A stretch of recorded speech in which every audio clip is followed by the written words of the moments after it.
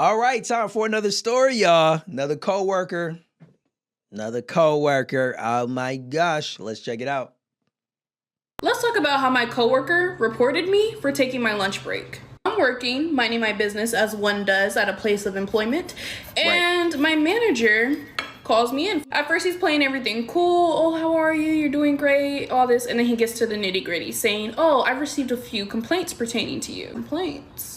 Cite your sources. Okay, so what were the complaints regarding? He said that the complaints were regarding me leaving for an hour each day. In the back of my mind, I'm like, I know you can't be talking about my lunch break. That can't be what's in question right now. So I try to clarify, right? So I ask, what hour is it that I'm leaving every day? He proceeds to say 12 p.m. So I stay quiet until he states, I'm gonna let you off with a warning. There will be no warnings, actually. I pull up the playbacks transcripts and I show that in our onboarding that we have to take a mandatory lunch break. I said there's no way I'm receiving a warning for taking my mandatory lunch break. He looks visibly flustered that he didn't do his due diligence to verify the complaint and see what was going on. Instead, he took what was said by that coworker, which is his favorite coworker, by the way, and immediately pulled me to the side. And that is exactly why I keep all of my documentation. Hey, can y'all believe that? Now that is what we call a hating coworker.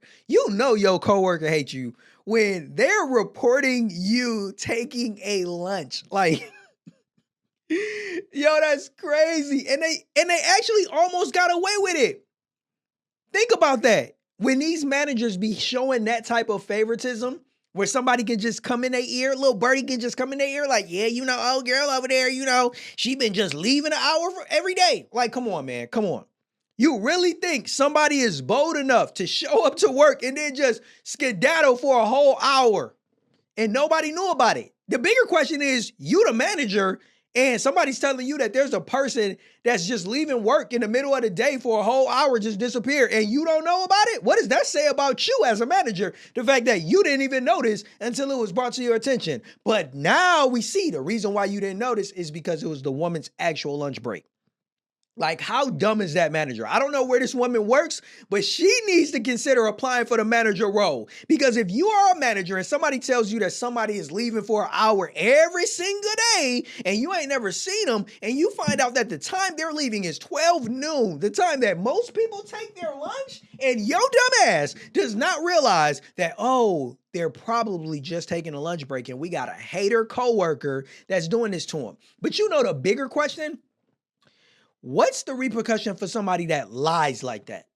Like, what's the repercussion for somebody that tries to get somebody else written up? What's the repercussion for that coworker that tried to get you to lose your dang job? That's the unfair part, is because now this person can just go back into the lab and start plotting on the next way that they're going to try to take her down. They're going to try to take her job.